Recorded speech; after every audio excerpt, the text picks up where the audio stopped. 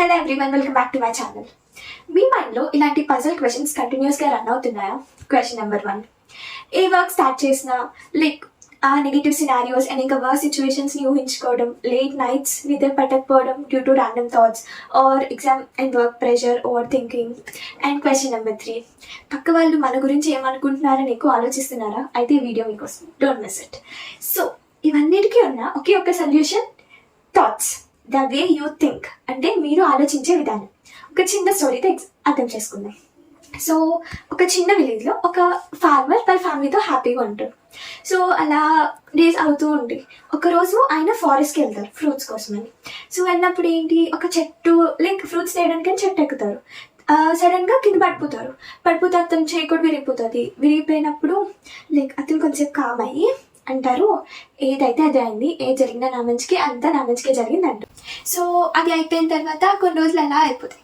తర్వాత ఏమవుతుంది అంటే అప్పుడే వెళ్ళి వాళ్ళ క్రాప్ అనేది అంటే పంట అనేది వచ్చేస్తుంది. సో వెళ్ళి తీసుకుందాం అనే టైంకి డ్యూ టు సమ్ రీజన్ మొత్తం కాలిపోతుంది. సో అప్పుడు లైక్ ఇంకా మొత్తం 1 year నుండి కష్టపడతారు దానికోసం. సో మొత్తం కాలిపోతుంది.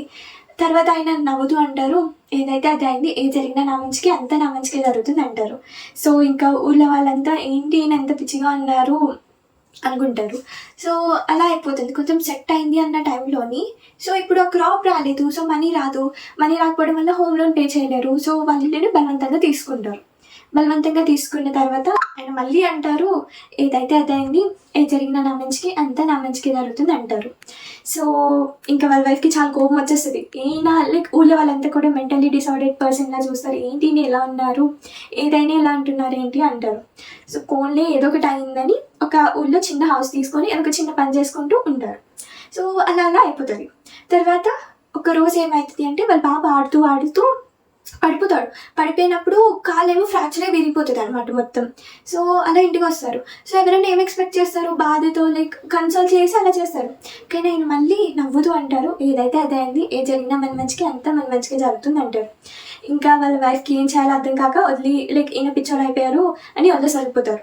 ఇంకా లైక్ ఊళ్ళో కూడా అంతా కొంచెం చాలా డిఫరెంట్గా చూడడం అలా చేస్తారు. సో అలా అయిపోతూ ఉంటుంది. వాళ్ళ బాబుని చూసుకుంటూ చదివిస్తూ అయిపోతుంది. సో ఇలా అవుతున్నప్పుడు కొన్ని మంత్స్ తర్వాత వాళ్ళ ఊరిని మొత్తం ఒకరు కాంక్రీట్ చేస్తారు, అంటే తీసుకొని ఏం చేస్తారు, ఊళ్ళో ఎవరైతే బాయ్స్ ఉన్నారో వాళ్ళందరినీ కూడా ఆర్మడ్ ఫోర్సెస్ అంటే బాహుబలి మూవీస్లో ఎలా అయితే స్లేవ్స్లా చేసేస్తారో, పని చేయిస్తారో, అలా చేయడానికని అబ్బాయిలందరినీ రమ్మంటారు. సో అప్పుడు వీళ్ళు కూడా వెళ్తారు. సో ఒక్కొక్క టర్న్ అవుతుంది. అందరినీ లోపల తీసుకెళ్ళిపోతున్నారు. చిన్న పిల్లలు లైక్ పంచాయతీ పనులన్నీ చేస్తారు. సో ఫైనల్లీ తన టర్న్ వస్తుంది. భయపడిపోతూ ఉంటారు, చిన్నోడు ఏం తెలియదు అని. ఫైనల్లీ ఇతను వెళ్ళిన తర్వాత వాళ్ళు అంటారు, you are not eligible, you can go. మీరు అసలు ఈ పని చేయలేరు, వెళ్ళిపోండి అంటారు. ఎందుకు, ఆర్మడ్ ఫోర్సెస్లో జాయిన్ అయినప్పుడు వాళ్ళు హ్యాండిక్యాప్ట్ అవ్వకూడదు. కానీ తిను అప్పుడే కాలు విరిగిపోవడం వల్ల ఇప్పుడు వెళ్ళలేకపోతున్నారు. అంటే అప్పుడు ఏదైతే మంచి అనుకున్నారో ఆ మంచి ఇప్పుడు ఆయనకి రిఫ్లెక్ట్ అయింది. సో ఎవరైతే ఇతన్ని లైక్ ఏంటి ఇతను పిచ్చివాళ్ళు అనుకున్నారో వాళ్ళంతా కూడా దాంట్లోకి వెళ్తారు. అండ్ ఇంకా వీళ్ళది క్రాప్ కూడా పోయి లైక్ హౌస్ కూడా ఉండదు కదా. సో దానికి వీళ్ళు ఏం చేయలేరని గవర్నమెంట్ కొంచెం మనీ అండ్ ఇంకా చిన్న ల్యాండ్ వాళ్ళు ఉండడానికని ఇస్తుంది. సో ఇక్కడ ఏంటి అంటే కన్క్లూజన్, థాట్స్ అనేవి వస్తాయి వెళ్తాయి. మనం సొసైటీలో 2 kinds of పీపుల్ చూస్తాం, పాజిటివ్ అండ్ నెగిటివ్. కొంతమందిని చూసి అనిపిస్తుంది, ఎలారా వీళ్ళు ఎంత పాజిటివ్గా ఉంటున్నారో అనుకుంటాం. కానీ అక్కడ జరిగేది ఏంటంటే ప్రతి థాట్కి రియాక్ట్ అవ్వకుండా ఉండడం. సో మీరు ఆలోచిస్తే మనం రియాలిటీలో కన్నా మన మైండ్లోనే ఎక్కువ సఫర్ అవుతాం, అంటే బాధపడిపోతూ అలా. నిజంగా అంత ఏమి ఉండదు సీన్, బట్ మన మైండ్ మాత్రం లోపల అలా అయిపోతాం. సో మనకి థాట్స్ వస్తుంటే వెళ్ళిపోతుంటాయి, లైక్ క్లౌడ్స్ మేఘాల్లాగా వస్తాయి వెళ్తాయి. ఇప్పుడు ఒకేసారి వర్షం పడినప్పుడు ఎక్కువ క్లౌడ్స్ ఉండిపోతాయి కదా. అలానే ఎప్పుడైనా నెగిటివ్ కానీ సాడ్ సిచ్యువేషన్ ఉన్నప్పుడు ఒకేసారి నెగిటివ్ థాట్స్ ఎక్కువ వస్తాయి. బట్ వర్షం పడిపోయిన తర్వాత ఎలా అయితే స్కై క్లియర్ అవుతుందో మన థాట్స్ కూడా అలా క్లియర్ అయిపోతాయి.